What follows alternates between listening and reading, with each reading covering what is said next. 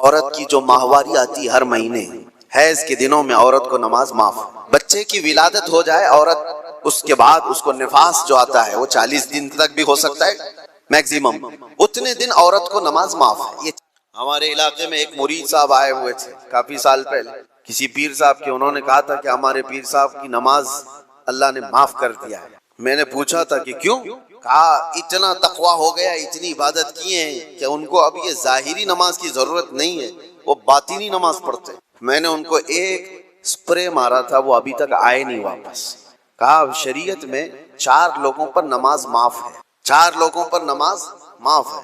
نابالغ بچہ ہو تو نماز معاف ہے بھی، مطلب اس پر نماز فرض ہی نہیں. دوسرے پاگل ہو، دماغی نہیں ہے تو بھی نماز معاف ہے. اور تیسرے عورت کی جو ماہواری آتی ہر مہینے حیض کے دنوں میں عورت کو نماز معاف.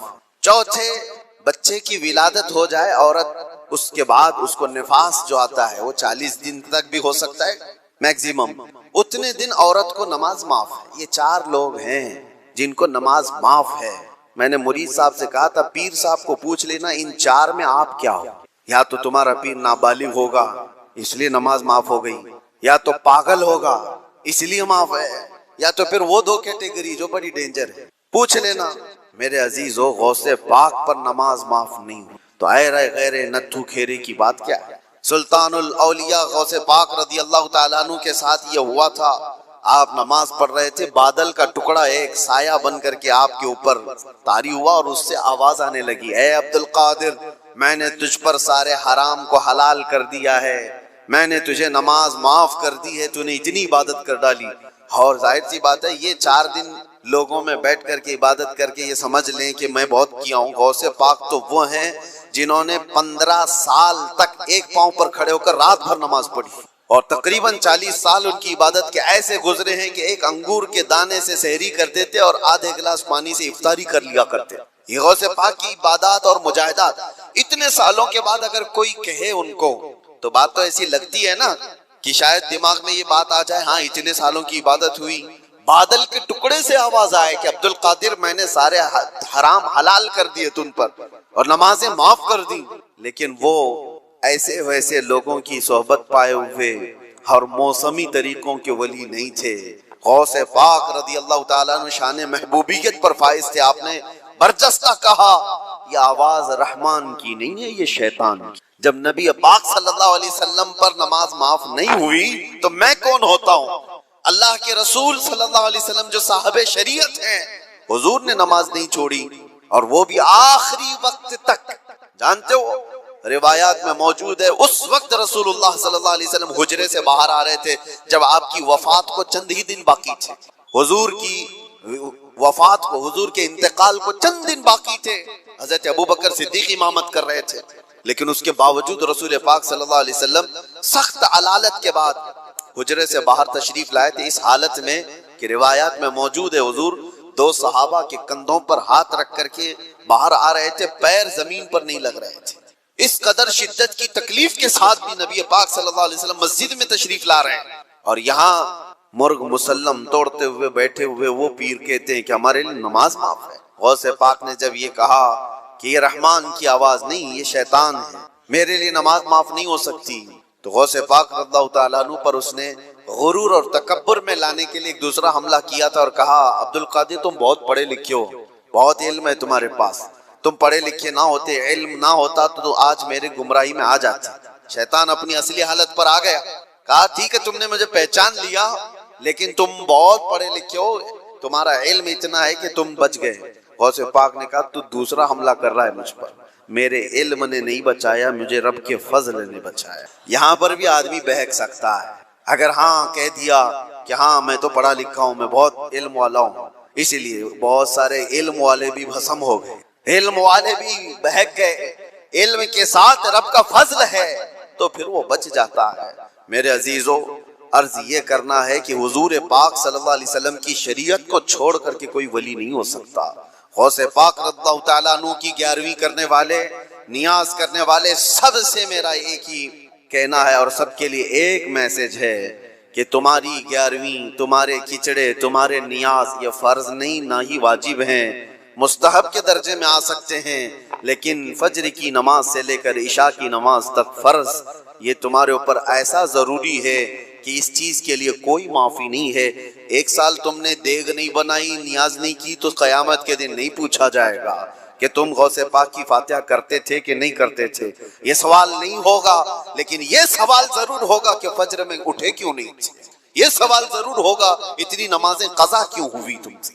میرے عزیزو، نوافل اور مستحبات میں پڑی ہوئی یہ امت، میں منع نہیں کرتا، آپ شوق سے، ہم بھی کرتے غوث پاک رضی اللہ تعالیٰ عنہ کے دربار میں ایصال ثواب کے لیے، مرحومین کے لیے ہم نیاز، فاتحہ، ساری چیزیں کرتے ہیں، لیکن اس کا مطلب یہ نہیں ہے کہ کل وہی ہے اور اللہ تبارک و تعالیٰ کی یہ عبادتیں کچھ معنی نہیں رکھتی، نماز نہیں ہے، قرآن نہیں ہے۔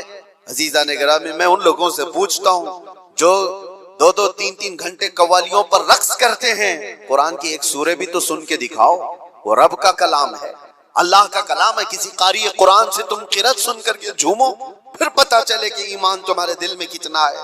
ڈھول باجوں پر رقص کرنے والی قوم، ایمان سے اگر تعلق ہے تو ان خرافات میں نہیں جا سکتا۔ کہ ایمان مضبوط کرو، اولیاء کاملین کی جماعت سے وابستہ رہنا یہ ضروری ہے، لیکن اس کا مطلب صرف یہ نہیں جو بنایا گیا ہے۔ ہم سنیوں پر ایک بڑا الزام یہ لگایا جاتا ہے کہ یہ صرف چادر، گاگر، جلوس، فاتحہ، نیاز، 11ویں والے لوگ ہیں۔ میرے عزیزوں، وہ ایک پارٹ ہے۔ ظالموں نے جس طرح کا یہ ہمارے اوپر الزام لگا کر رکھا ہے کہ یہ سجدے کرنے والے لوگ ہیں، قبر کی پوجا کرنے والے لوگ ہیں، اور مزارات اولیاء پر جا کر شرک و بدعت کرنے والے لوگ ہیں، دنیا کو یہ پھیلا کر کے رکھا گیا۔ ہم اس سے برات کا اظہار کرتے ہیں۔ ہم سنی مزار کو سجدہ تو چھوڑو، ہم رسول کو بھی سجدہ نہیں کرتے۔ سجدہ صرف اور صرف اللہ وحدہ لا شریک کے لیے، عبادت صرف اللہ رب العزت کے لیے ہے۔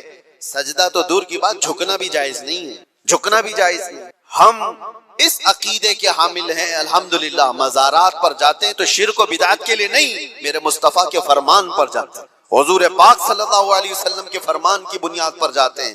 اور رہی بات اولیاء کاملین کے مزارات پر جا کر دعا کرنا، یہ قرآن سے ہم اخذ کرتے ہیں کہ سیدنا زکریا علیہ السلام، زکریا علیہ السلام اللہ کے نبی ہیں، پتہ ہے بیت المقدس کے امام، قرآن میں ہے 3 پارے میں، سورہ آل عمران، آپ پڑھ کر کے دیکھنا، ان کو اولاد نہیں تھی، 90 سال کی قریب عمر ہو گئی تھی، لیکن اسی وقت بیت المقدس میں حضرت بی بی مریم کو لایا گیا تھا۔ حضرت بی بی مریم کا بھی معاملہ ایسا ہے، ان کی والدہ منت کری تھی، ان کے والد عمران، ان کی والدہ حنا، ان کو بھی اولاد نہیں تھی، انہوں نے منت کی تھی کہ اللہ اگر ہم کو تو بیٹا دے تو ہم بیت المقدس کی خدمت میں وقف کریں گے۔ بیٹا نہیں ہوا، بیٹی ہوئی، منت کے مطابق انہوں نے اپنی بیٹی کا نام مریم رکھا اور لا کر کے بیت المقدس میں وقف کر دی بچپن میں۔ تو کس کو دیا جائے گا؟ جو بیت المقدس کے امام تھے، متولی تھے، حضرت زکریا علیہ السلام، ان کے ہاتھ میں دیا گیا کہ بچی وقف ہے۔ حضرت زکریا علیہ السلام نے قبول کیا اور ایک محراب میں بچی کو رکھتے تھے۔ قرآن میں یہ ذکر ہے، میں بتا رہا ہوں آپ کو۔ اور حضرت زکریا علیہ السلام کہتے ہیں کلما دخل علیہا زکریا المحراب وجد عندها رزقا قالت یا مریم انا لکی هذا قالت هو من عند اللہ ان اللہ یرزق من یشاء بغیر حساب۔ جب حضرت زکریا علیہ السلام محراب مریم میں جاتے تو کہتے ہیں قسم قسم کے پھل وہاں پر رکھے ہوئے پاتے تھے۔ تو حضرت زکریا پوچھتے مریم یہ سب تیرے پاس کہاں سے آتا ہے؟ حضرت مریم کہتی ہے سب اللہ کی طرف سے ہے، اللہ جسے چاہے بے حساب رزق دیتا ہے۔ مریم کون ہے؟ نبی نہیں ہے۔ حضرت مریم ہاں اللہ کی ولیاں ہیں، پاکیزہ مقدس ہستی، لیکن ان کو اللہ تبارک و تعالیٰ نے وہ کرامات سے نوازا تھا، وہ بچپن میں پھل وغیرہ ان کو رزق کے طور پر پہنچ رہا تھا۔ عورتوں سے اپنی خواہشات پوری کر لے، یہ قوم لوط کی بلا جس کے متعلق قرآن نے کہا اس گناہ میں جو مبتلا ہے کر دیا۔ ستی کی رسم جانتے ہیں؟ ستی کس کو کہتے تھے؟ ہمارے اسی دیش میں یہ رسم پائی جاتی تھی کہ اگر کسی عورت کا شوہر انتقال کر جائے تو عورت کو بھی شوہر کے ساتھ جلا دیا جاتا تھا، ختم، اس کو رہنے کا حق نہیں۔ بعد میں چل کر کے اس رسم کو تھوڑا سا کم کر دیا گیا اور کہا اب جلائیں گے نہیں، لیکن ودوا کو جنگل میں چھوڑائیں گے، اس کو معاشرے میں رہنے کا حق نہیں ہے، اس کو جنگل میں چھوڑائیں گے، آبادی سے باہر رکھیں گے، اس لیے کہ ودوا اگر آئے گی تو یہ اپشگن ہوگا۔ آج بھی ہے یہ ناٹک، آج بھی ہے۔ اگر کوئی بیوہ عورت مجمع میں آ جائے تو اس کو اپشگن سمجھتی ہیں، آج کے بھی کئی معاشرے موجود ہیں۔ لیکن اسلام پر انگلی اٹھانے والے پہلے پڑھو اسلام۔ میرے آقا صلی اللہ تعالیٰ علیہ وسلم نے 10 شادیاں فرمائی، جس میں سے 9 عورتیں ایسی ہیں جو سب کی سب بیوہ تھیں۔ بیوہ کو میرے آقا صلی اللہ تعالیٰ علیہ وسلم نے نکاح کے ذریعے سے اپنا کر کے دنیا کو یہ بتایا کہ بیوہ اپشگن نہیں ہوتی، بلکہ اگر تم نے اس کو اپنا لیا تو اس کی بدولت اللہ تمہاری دعائیں قبول کرتا ہے۔ بیوہ کو اس طرح سے نکال کر کے باہر کر دینا، یہ سب مجھے حیرت ہوتی ہے۔ آج وہ لوگ ہمیں عورتوں کے حقوق سکھانے آئے ہیں جو کتنی تو عورتوں کو جلا دیے، کئی عورتوں کو بے یار و مددگار چھوڑ دیا، زندگی پر ان کے لیے شادی کرنا حرام کر دیا۔ ایک بار شوہر مر گیا تو دوسری بار شادی نہیں کرنا۔ وہ لوگ ہمیں عورتوں کے حقوق سکھا رہے ہیں کہ عورتوں کے حقوق کیا ہوتے ہیں۔ جو زنجیریں ڈال کر کھینچتے تھے وہ ہمیں عورتوں کے حقوق سکھا رہے ہیں۔ حیرت نہیں ہے؟ یہ مسئلہ ایسی ہی ہے کہ اگر شیطان آپ کو نماز کے لیے بلانے آ جائے، اس سے یہ پوچھو تم کب سے شریف ہو گئے؟ تو یہ دنیا ایسی ہے جنہوں نے عورتوں پر ظلم کا ایک ننگا ناچ ناچا ہے، اور وہ ہمیں آج بتاتے ہیں ویمنز رائٹس ہیں، عورتوں کے حقوق ہیں۔ عورتوں کے حقوق الحمدللہ میرے مصطفیٰ نے بتائے۔ کل بھی میں نے بتایا تھا، اگر گھر میں بیٹی پیدا ہو تو رسول پاک صلی اللہ علیہ وسلم نے اسے جنت کی بشارت عطا کی۔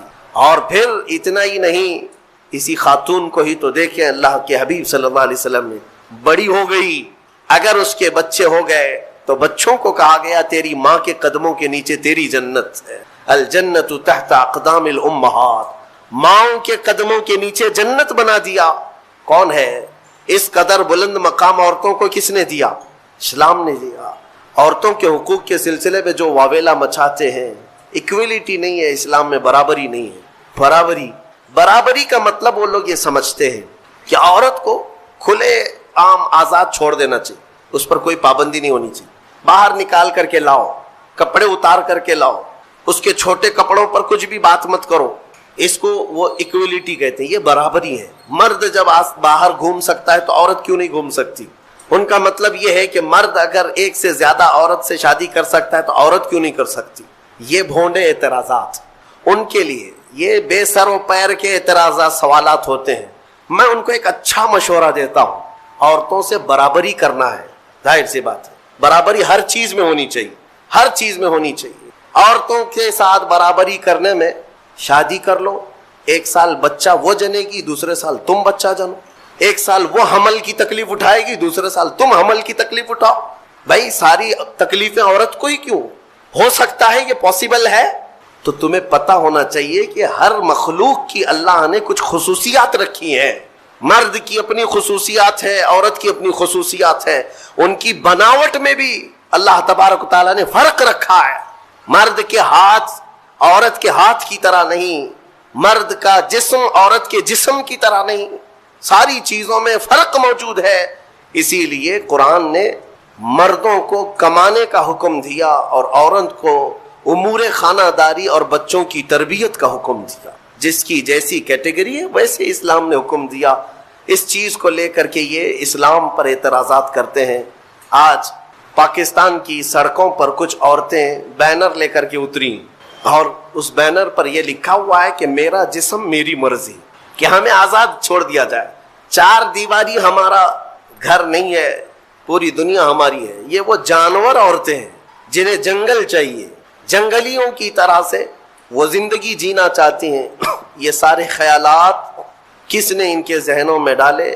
یہ وہی دنیا جو ہمارے معاشرے کو تباہ و برباد کرنا چاہتی ہے۔ میں اپنی بچیوں سے کہنا چاہتا ہوں، ان کے میٹھے چپڑے نعروں میں مت آنا، یہ تمہیں کہیں کا نہیں چھوڑیں گے۔ آج جاؤ یورپ کو جا کر دیکھ لینا، امریکہ کو جا کر دیکھ لینا، وہاں پر پورا نظام درہم برہم ہے۔ جو پوش کہتے ہیں نا، وہ صرف اور صرف پیسے میں پوش یا پھر عیاشی میں پوش نظر آتے ہیں۔ اخلاق جو انسان کے ہیں وہ مر چکے ہیں۔ پرسنٹیج کے اعتبار سے دیکھا جائے تو اب میں ایگزیکٹ نہیں بتا پاؤں گا، لیکن بہت زیادہ پرسنٹ ایسا ہے کہ وہاں شادی کا نظام ہی ختم ہو چکا ہے۔ شادی کا نظام ہی نہیں۔ لڑکا کسی بھی لڑکی کے ساتھ زندگی گزارتا رہے، بچہ ہو جائے، 2 ہو جائیں، اس کے بعد دونوں کہتے ہیں اب شادی کر لیں ہم لوگ۔ 1-2 بچے ہونے کے بعد پلان کرتے ہیں کہ شادی کر لیا جائے، اس وقت تک شادی ہی نہیں ہوتی۔ اگر انڈرسٹینڈنگ ٹھیک رہی تو آگے شادی کر لیں گے 2 بچے کے بعد، نہیں تو پھر چھوڑ کر کے پھر کسی اور کے ساتھ۔ وہاں کے اکثر بچوں کو یہ پتہ ہی نہیں ان کا اصلی باپ کون ہے. دو دو تین تین کے ساتھ اس طرح کی زندگیاں گزرتی رہیں. میرا دین یہ نہیں ہے. میرے دین کی خصوصیت یہ ہے کہ اسلام نسب کی حفاظت کرتا ہے, نسب کی حفاظت کرتا ہے. آپ کو پتہ ہے اسلام کا یہ جو نظام ہے, ایک انگریز نے کہا, اس نے ریسرچ کر کے کہا, عورت کو اگر کسی نے طلاق دے دیا, توجہ چاہتا ہوں, اگر کسی نے طلاق دے دیا تو اس کی عدت کیا ہے؟ وہ عورت دوسرے مرد سے اگر نکاح کرنا چاہے تو کب کرے گی؟ ادھر فوراً زید نے طلاق دے دیا, دوسرے دن دوسرا شادی کر سکتا ہے؟ عدت ہے نا, آپ کو پتا ہے عدت کیا ہے؟ یہ عدت کیا ہے؟ 3 بار عورت کی ماہواری آ جائے, طلاق کے بعد 3 بار عورت کا حیض آ کر ختم ہو چکا ہو, 3 بار حیض آیا اور 3 بار وہ پاک ہوئی, تب اس کی عدت ختم ہو گئی. اب وہ چاہے تو کسی اور سے نکاح کر سکتی. یہ طریقہ ہے شریعت اسلامیہ میں. یہ کیوں رکھا گیا؟ ایک دانشور ہے, بڑا پڑھا لکھا آدمی ہے, لیکن اسلام سے اس کا تعلق تو نہیں, مسلمان نہیں ہے. اس نے کہا مجھے اس بات پر بہت حیرت ہوئی جب میں نے یہ دیکھا عدت کا کیا مسئلہ ہے, اس میں کیوں رکھا گیا؟ تو اس نے کہا کہ سائنس کے اعتبار سے میں نے پوری جانچ پڑتال کر کے دیکھ لیا کہ اگر عورت پہلے والے شوہر کے ساتھ کچھ راتیں بھی گزاری ہو, کچھ راتیں گزاری اور اس کے بعد پہلے شوہر نے طلاق دے دیا, تو پہلے شوہر کا نطفہ اگر عورت کے جسم کے اندر موجود ہے تو وہ کب تک باقی رہتا ہے؟ تو سائنس کہتی ہے 3 بار عورت کو اگر ماہواری آ گئی تو پہلے والا سارا نطفہ پاک ہو چکا ہوتا ہے, پہلے والے کا کچھ بھی ذرہ بھی باقی نہیں رہتا. اب وہ پوری مکمل کلین ہے, تب جا کر کے وہ دوسرے شوہر کے لیے تیار ہے, دوسرا نکاح کر سکتی ہے. میرے عزیزو, یہ میں نہیں کہتا, غیروں نے جو پڑھا ہے وہ کہتے ہیں کہ اسلام نے یہ عدت کا جو نظام رکھا ہے وہ صرف اس لیے کہ آنے والا بچہ اس کے نسب میں کوئی اختلاط نہ ہونے پائے, نسب میں کوئی اختلاط نہ ہونے پائے. عورتوں کی بھی حفاظت اور بچوں کی بھی حفاظت. الحمدللہ مجھے فخر ہے اس بات پر کہ دین اسلام نے یہ پاکیزہ نظام رکھا ہے, پاکیزہ نظام. آپ کو پتا ہے آج دنیا یہ سارا نظام درہم برہم کرنا چاہتی ہے. ہاں, جو ماڈرن کلچر کے دلدادہ ہیں ان سے میں کہتا ہوں جاؤ ذرا یورپ کو دیکھو, انہوں نے شادیوں کا نظام ختم کر دیا. شادیوں کا نظام ختم کرنے میں کئی چیزیں ان کے ساتھ آئی, میں بتاتا ہوں. ایک سسٹم ہے جو کام کر رہا ہے, شیطان کے پجاری ہیں وہ, ڈیول ورشپرز, شیطان کے پجاری. وہ صحیح طریقے سے جو نباہ ہوتا ہے اس کو ختم کرنے پر لگی ہوئی ایک ٹیم ہے, ایک پوری ٹیم کام کرتی ہے. وہ مردوں کو عورتوں سے دور رکھیں, عورتوں کو مردوں سے, یا اگر رکھیں تو ناجائز طریقے سے رکھیں. اس کے لیے کیا کیا طریقے اپنائیں. میں 2 سال قبل شاید یا 3 سال قبل کی بات ہے, شب قدر میں نے اس کو عرض کیا تھا. پورا نظام جو یہ معاشرتی جو نظام ہے, ازدواجی جو نظام ہے, اس کو مار ڈالا ہے یورپ کی کئی کلچرز نے. کیا کیا جانتے؟ مردوں کو خود اپنے ہاتھوں سے تسکین حاصل کرنے کے طریقے سکھا دیے کہ عورت کی ضرورت ہی نہ پیش آئے, اپنے ہاتھوں سے شہوت کو پورا کر لو, خواہشات پوری کر لو. اس کے لیے انہوں نے کھلونے بنائے, آلے بنائے, ساری چیزیں بنائی تاکہ شادی کا نظام ہی نہ رہے. عورتوں کو بھی اسی طرح سے تباہ و برباد کر دیا کہ عورتیں بھی اس نظام میں نہ آئیں. وہ اپنی جسمانی خواہش پوری کرنے کے لیے پلاسٹک کا بھی سہارا لے لیں, کسی بھی دوسری چیزوں کا سہارا لے لیں. میں نے جب یہ پڑھا کہ باہر کئی جگہ پر مارکیٹ میں باضابطہ سلیکون کی پوری عورتیں ملتی ہیں, پورا کا پورا مرد ملتا ہے. سلیکون ایک ربر ٹائپ کا, اس کا پورا خوبصورت مرد بھی بنایا جاتا ہے, خوبصورت عورت بھی بنائی جاتی ہے, تاکہ جسے اپنی جسمانی خواہش پوری کرنا ہو تو ان کھلونوں کے ساتھ پورا کر لے اور اپنے آپ کو تباہ و برباد کر لے. ہوگا کیا اس سے؟ یہ نظام ختم کرنا ہے ان کو کہ ازدواجی نظام ہی نہ رہے, نہ بچے ہوں, نہ صالح معاشرہ ہو. نظام ختم کرے. بہت لوگ اس میں تباہ و برباد ہو چکے. یہ سلیکون کی گڑیا اور گڈے بنائے گئے, ان کی زندگیوں میں داخل کیے گئے. یہ ہٹ گیا تو پھر ان لوگوں نے کئی ملکوں میں LGBT کمیونٹی کو متعارف کرایا. یہ کیا ہے؟ LGBT کمیونٹی ایک معاشرہ ہے, یہ پوری دنیا میں کام کر رہے ہیں 50 लाख से ज्यादा के मेंबर उनके हिंदुस्तान में, हर कंट्री में उनको सहूलियत दी जा रही है। ये कौन लोग हैं? ये वो लोग हैं कि मर्द मर्द से और औरत औरत से अपनी ख्वाहिशात पूरी करे। होमोसेक्सुअलिटी, गेइज्म, लेस्बियन, ट्रांसजेंडर, ये एक पूरी कम्युनिटी बनी है कि शादी का निजाम ही ना रहे।